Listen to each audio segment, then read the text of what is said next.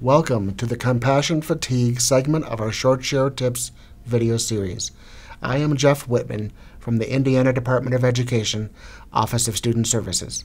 Understanding compassion fatigue, its impact and prevention, is vital to teacher health and well-being.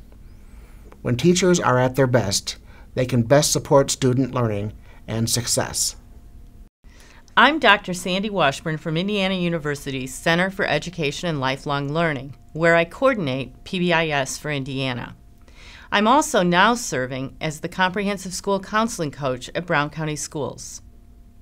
I'm excited to talk to you today about compassion fatigue and self-care. More and more of today's students have experienced serious adversity or severe traumatic events. Regardless of the source of the traumatization, the impact can result in serious and chronic emotional, cognitive, and behavioral problems. The radiating distress caused by a student's trauma can cause a teacher to experience symptoms associated with that primary trauma. Symptoms like physical ailments, irritability, hypervigilance, poor concentration, or detachment. When this happens, we call it secondary trauma or vicarious trauma. When secondary traumatic stress repeatedly interferes with normal functioning, we may experience compassion fatigue. Our physical, emotional, and psychological systems are all impacted, affecting us personally and professionally. Physical symptoms include sleep difficulties, frequent illness, fatigue, aches, pains, and stomach distress. Emotional impacts include feeling helpless and hopeless, as though we cannot do enough. Anger toward perpetrators or insensitive colleagues, though justified, can turn into cynicism and sarcasm, and both are destructive and unproductive. Our cognitive system is also impacted, and we can be riddled with self-doubt, difficulty concentrating, a loss of focus or perspective, or perfectionism. School staff impacted in this way see rules as black and white, cling to policy, and want set consequences for every problem behavior. Creative problem solving is diminished, making real change difficult. Another cognitive response is to minimize by comparing a given situation to a more tragic one. When we do this, we are unable to empathize or to validate our students' experiences. These impacts may create behavioral problems like distractibility, isolation, impatience, mood swings, and self-destructive coping behaviors. In schools where there is widespread trauma due to poverty, community violence, or other catastrophes, secondary trauma and compassion fatigue that go untreated lead to poor professional performance and contribute to high rates of staff turnover. When workplace performance is diminished, the capacity of school staff to promote student success is compromised, thereby increasing the risk for compassion fatigue. It's a vicious cycle. High-stakes testing, multiple initiatives, large class sizes, and increasing intensity of student need all add to teachers feeling under-supported and overwhelmed. This is one paradox of treating compassion fatigue, feeling that there is no time for self-care. Additionally, some of us might feel that taking time for ourselves is selfish or weak. There is a second paradox. We have solid evidence that when we are experiencing compassion fatigue, we cannot treat it by exerting our will.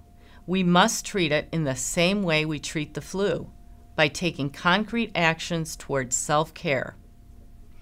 There are multiple tools available to monitor our level of distress and to begin our self-care. The Professional Quality of Life Scale is one such tool.